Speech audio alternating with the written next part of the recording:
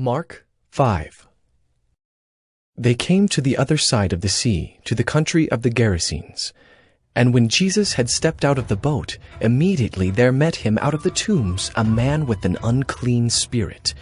He lived among the tombs, and no one could bind him any more, not even with a chain. For he had often been bound with shackles and chains, but he wrenched the chains apart, and he broke the shackles in pieces. No one had the strength to subdue him.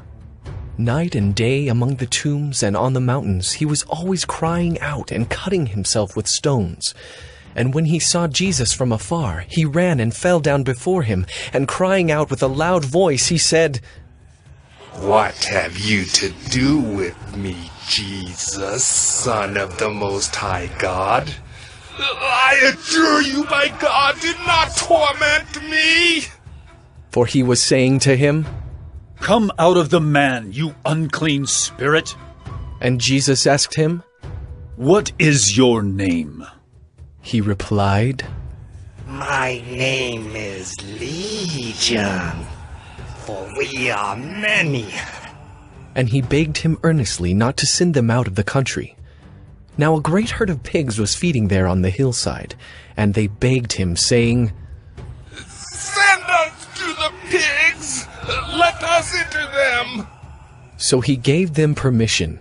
And the unclean spirits came out and entered the pigs, and the herd, numbering about 2,000, rushed down the steep bank into the sea and were drowned in the sea. The herdsmen fled and told it in the city and in the country, and people came to see what it was that had happened. And they came to Jesus and saw the demon-possessed man, the one who had had the legion, sitting there, clothed and in his right mind, and they were afraid. And those who had seen it described to them what had happened to the demon-possessed man and to the pigs. And they began to beg Jesus to depart from their region. As he was getting into the boat, the man who had been possessed with demons begged him that he might be with him. And he did not permit him, but said to him, "Go home to your friends, and tell them how much the Lord has done for you, and how he has had mercy on you." And he went away and began to proclaim in the Decapolis how much Jesus had done for him, and everyone marveled. And when Jesus had crossed again in the boat to the other side, a great crowd gathered about him, and he was beside the sea. Then came one of the rulers of the synagogue, Jairus by name, and seeing him he fell at his feet, and implored him earnestly, saying, "My little daughter is at the point of death.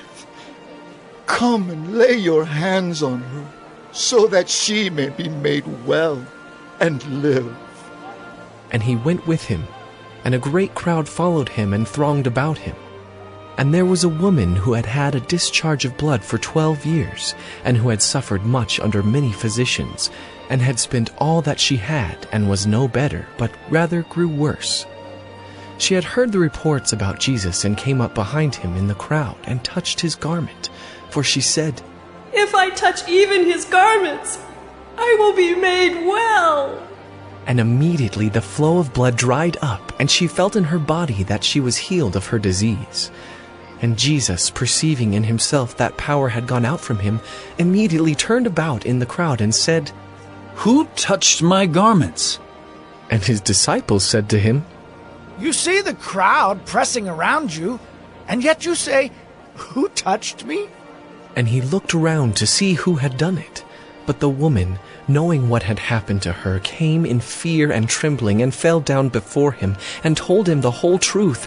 And he said to her, "Daughter, your faith has made you well. Go in peace, and be healed of your disease." While he was still speaking, there came from the ruler's house some who said, "Your daughter is dead. Why trouble the teacher any further?" But overhearing what they said, Jesus said to the ruler of the synagogue, "Do not fear, only believe." And he allowed no one to follow him except Peter and James, and John, the brother of James.